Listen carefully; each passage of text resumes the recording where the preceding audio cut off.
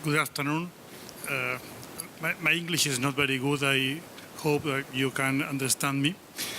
I'm sincerely grateful for the invitation to participate at this conference. I believe this is an extraordinary opportunity to highlight how the religion matters in the lives of societies beyond just religion itself. But most importantly, I believe that when reflecting on religion and economic development, we cannot lose sight of the fact that religion is valuable because of what it is and is important in and of itself. For those who follow a certain religion and take it seriously, it holds special value. Therefore, governments and societies owe it to religion to protect it because of what it is worth beyond any utilitarian aspect of economic repercussions. This protection is something that governments owe to their citizens. But what this conference allows us to highlight is that in addition to its intrinsic value, which alone is enough to claim the attention of governments, religion is an element which has beneficial effects on the social life and even on the economic life of societies. Therefore, for this reason, as well, it deserves the attention of governments and of those who manage the world economy. I believe it's important to offer this initial clarification so that the effort to emphasize the links and interactions between religion, development, and the economic doesn't cause us to lose sight of the fact that, above all, religion is valuable in and of itself. I have often found people who say churches and religious communities do great social work. They care for the poor, maintain hospitals and schools, and for that they deserve to be supported. This is true, but it's not the entire truth. Churches and religious communities deserve to be supported and protected, first of all, because of what they are in themselves. Governments should seek the happiness of their citizens, and for citizens who are believers, and there are many, an important aspect of their personal happiness is their relationship with God. In addition, and I believe this is something that will be demonstrated in this conference, religion can be a positive element of economic development and general well-being, which is also why it deserves to be protected and supported. I am from Latin America. Carmen has already said some important things about our region, and I will avoid repeating them. I come from a country, the Argentine Republic, that has some notable similarities with Australia, but which has also great differences. Both countries are geographically large, Australia being the 6th largest country in the world and Argentina the 8th. Both are located in the southern hemisphere and are far from the great centers of power. Both were initially tied to Europe, being colonies, one of Spain and the other of the United Kingdom. Argentina was the larger population than Australia. We have 42 million inhabitants, but Australia has 3 times the GDP of Australia, or Argentina. Argentina began its independence, as did all countries in Latin America, at the beginning of the 19th century. It achieved its definitive constitutional organization in 1860. At that time, it was an enormous unpopulated territory. It's calculated that it had approximately 600,000 inhabitants. By 1914, it had more than 8 million. How did this spectacular growth occur? As the result of policies that paid special attention to the religious factor. The Argentine Constitution was the first in Latin America to recognize freedom of religion for all inhabitants, and in particular for foreigners.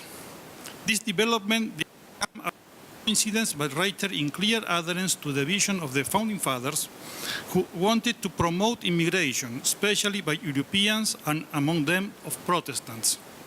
They believed them to be the hardest workers in the most industrious and productive, precisely because of their professed religion. This idea that some religions are better than others at fostering economic development existed in the decades before Max Weber formulated it in 1905, emphasizing the economic virtues of the Protestant ethic compared to the Catholic. I'm not interested in talking about whether these ideas are true in this forum, but rather to highlight how, in my country, freedom of religion has been a fundamental value from the beginning of the nation's organization. The national constitution was established to all men of the world who wish to dwell on Argentine soil. The fruit of this policy was an open, inclusive society that achieved one of the most spectacular periods of economic development in history, placing the country at the beginning of the 20th century among the richest in the world, ahead of many European countries and in competition with the United States at this time. During that period, Argentina underwent economic development that was much faster than that all of his neighbors. I don't mean to say that this occurred only because religious freedom was promoted at the time when this freedom was practically non-existent on the rest of the region, because economies have their own laws and economic processes are complex and multi-causal. But I do believe that religious diversity in a climate of liberty gave Argentina an advantage to the end of the 19th and beginning of the 20th century, which significantly contributed to the very successful process of economic development. The contribution of immigrants who were Protestant, Jewish, and of other religions, along with Catholics obviously, was fundamental. Many of them had been persecuted in their countries of origin. In Argentina, they found great freedom to live according to their faith. Those immigrants coexisting in peace made Argentina great. When Pope Francis embraced his Jewish and Muslim friends, all three of them Argentines, during his visit to Jerusalem, what he really did, essentially, was to show the world how we Argentines live naturally and also proudly. The possibility of sustaining not only dialogue, but true friendship among those who profess different religions. This photograph is how we live in my country. If this photograph could be repeated in those places in the world where instead of friendship among religions and liberty for all, lives are filled with hate, enmity, and persecution, wouldn't life be better in those places? Couldn't their economy grow larger and better if the energy spent on war were dedicated to production instead? Above all, wouldn't people be happier if they could embrace each other instead of killing one another? The first point I would like to make, based on this concrete historical experience, is how religious freedom, and freedom in general, is effectively a necessary condition for economic development. The Pope himself stated this during his recent visit to Albania, where he marveled how that country, despite enduring a grave lack of development during communism, was able to notably improve the quality of life of its citizens in an atmosphere of harmony and friendship among its diverse religious communities. The Pope stated, I quote, "Respect for human rights, emphasizing among them religious freedom, is a prior condition to a country's social and economic development.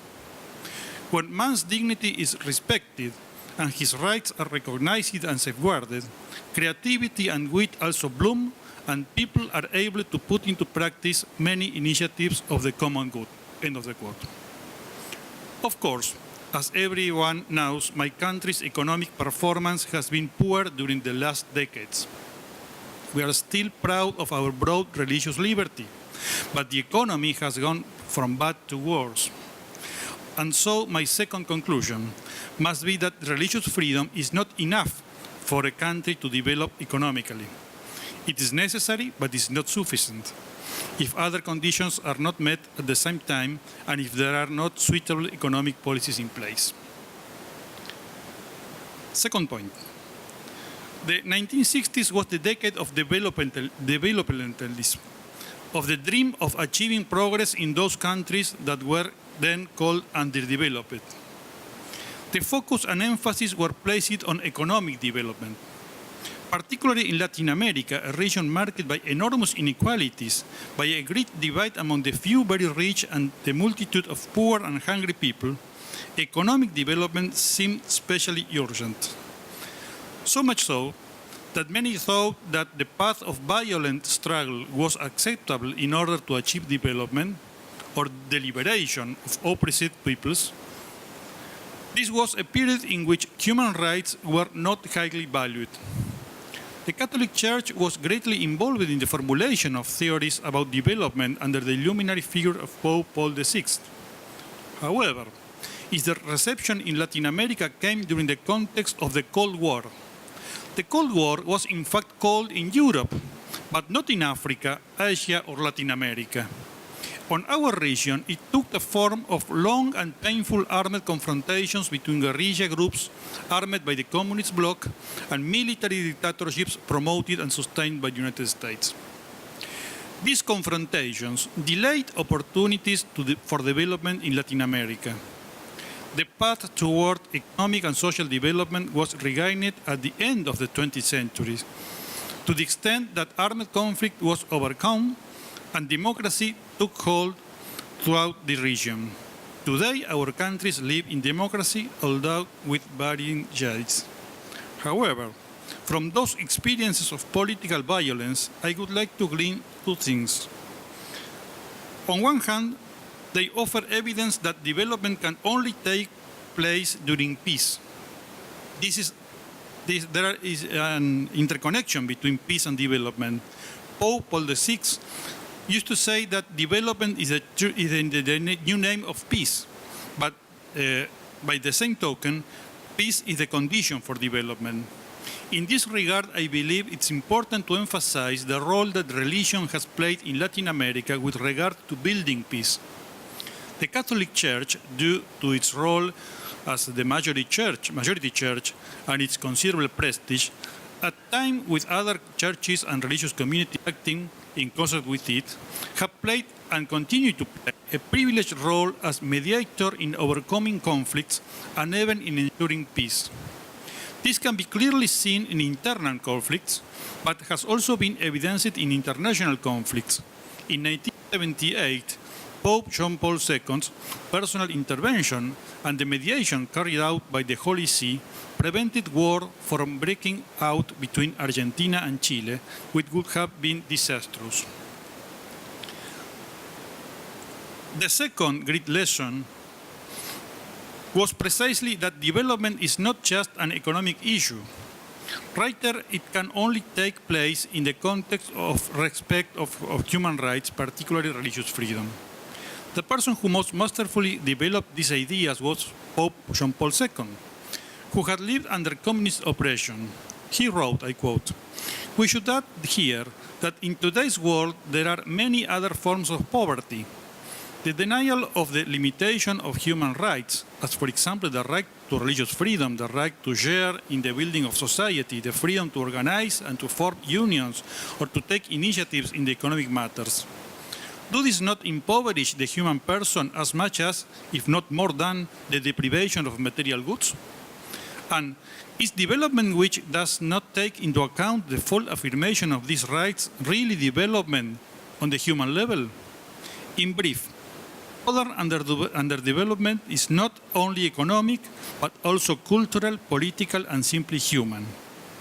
Hence, at this point, we have to ask ourselves if the sad reality of today might not be, at least in part, the result of a too narrow idea of development that is a mainly economic one." End of the quote.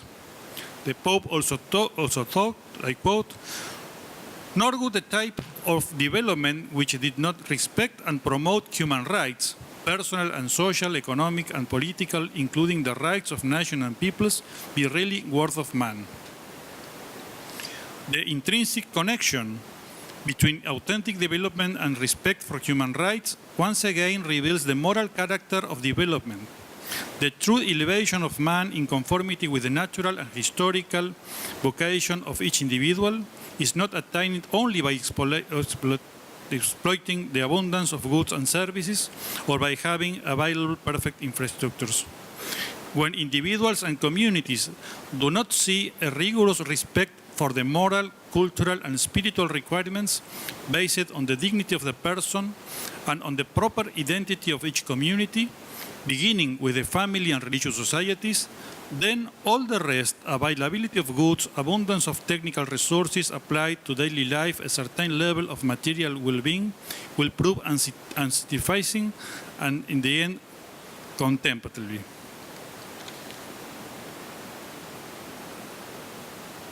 I would like to close this address with another idea, another contribution that the law can make to an understanding of the relationship between religion and economic development.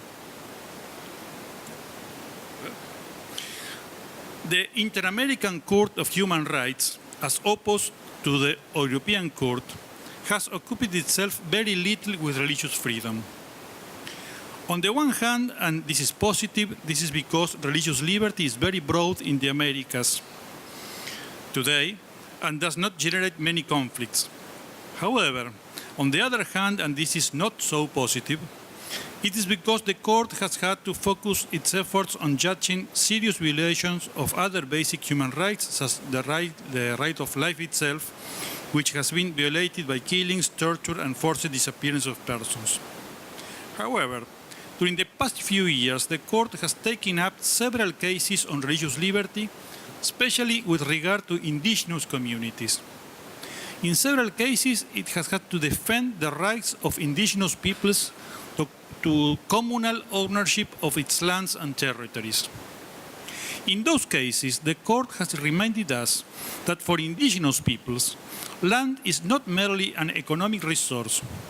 Indigenous peoples, as a community, but also as an individual member, have a special relationship with nature, water, that is more spiritual than economic. They do not own the land. People do not own the land in the sense of Western culture, but rather is it the land that owns the people. In the indigenous worldview, the land is Mother Earth, known also as Pachamama. Some Latin American countries, such as Ecuador and Bolivia, have modified their constitution in recent years to make special mention to the Pachamama and the unique worldview of indigenous peoples. In securing these values, the Court of Human Rights, along with some national courts, have placed limits on some types of expoliation of natural resources, some types of mining, the deforestation, or the extensive use of water. At the it would appear that in this case, spirituality is an impediment to economic development. One might think that there is tension between spiritual and economic development. However, I don't think this is the case. I believe that even without utopian idealization, we can learn something from the spirituality and worldview of indigenous peoples by understanding that money, earnings, and economic profit are not the supreme values. On the basis of defending and protecting nature, which indigenous peoples do for spiritual and religious reasons, and by recognizing their right to preserve their habitat, we can see how religion can create a boundary to abuses of economic power. This is a concept about which Christianity is in agreement with other world religions. Religion is, in some way, the moral conscience of the economy and a boundary to restrain pursuits or profits. Pope Francis expressed this in the following way. Consequently, no one can demand that religion should be relegated to the inner sanctum of personal life, without influence on societal and national life, without concern for the soundness of civil institutions, without a right to offer an opinion on events affecting society. Who would claim to lock up in the church and silence the message of St. Francis of Assisi or Blessed Teresa of Calcutta? They themselves wouldn't have found this unacceptable. An authentic faith always involves a deep desire to change the world, to transmit values, to leave this earth somehow better than we found it. We love this magnificent planet in which God has put us, and we love the human family which dwells here, with all its tragedies and struggles, its hopes and aspirations, its strengths and weaknesses. The earth is our common home, and all of us are brothers and sisters. If indeed the just ordering of society and of the state is a central responsibility of politics, the Church cannot and must not remain on the sidelines in the fight for justice. Stated even more clearly, and speaking to representatives of popular movements, including indigenous movements, Pope Francis said just a few days ago that, I quote, "An economic system centered on the god of money must also ransack nature, loot the natural world to sustain the frenzied pace of consumption that is inherent to such a system. Climate change, the loss of biodiversity, and deforestation are showing their devastating effects in the great disasters we are seeing. Brothers and sisters, creation is not property which we can use at our pleasure, nor it is the property of some few. Creation is a gift, it's a present, a wonderful present God has given us to take care of and for use on the benefit of all, always with respect and gratitude." End of the quote. This ethical reflection offered from a religious perspective regarding the creation encompasses more than just land holdings. Rather, it also involves many other aspects with economic impact, beginning with the reference made to climate change. Of course, it's not only in relation to land and to ecology that religion makes its voice heard in favor of fairer economy.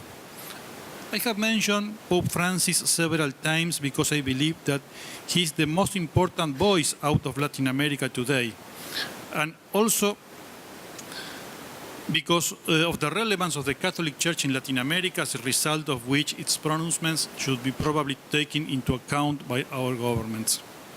In summary and conclusion, the Latin American experience, but especially that of the Argentine Republic, demonstrates that broad religious liberty is necessary but insufficient condition for greater economic development.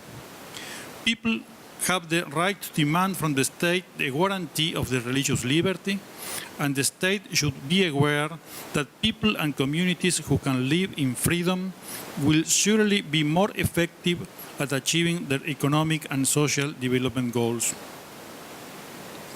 Economic development is only possible in times of peace. It cannot be achieved through violence.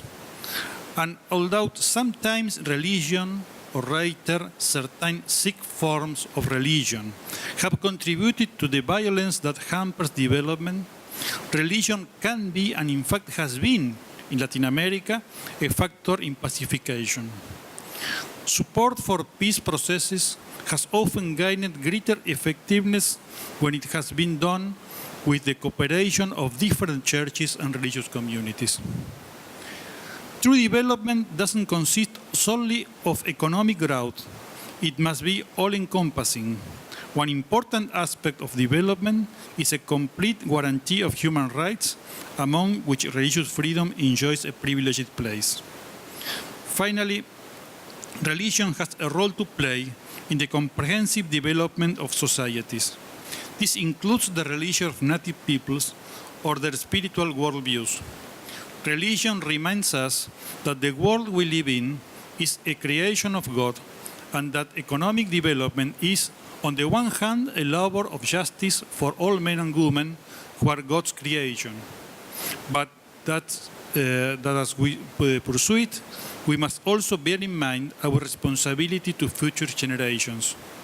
Religion is capable of providing the ethical bounds and limits of sustainable development. Thank you very much.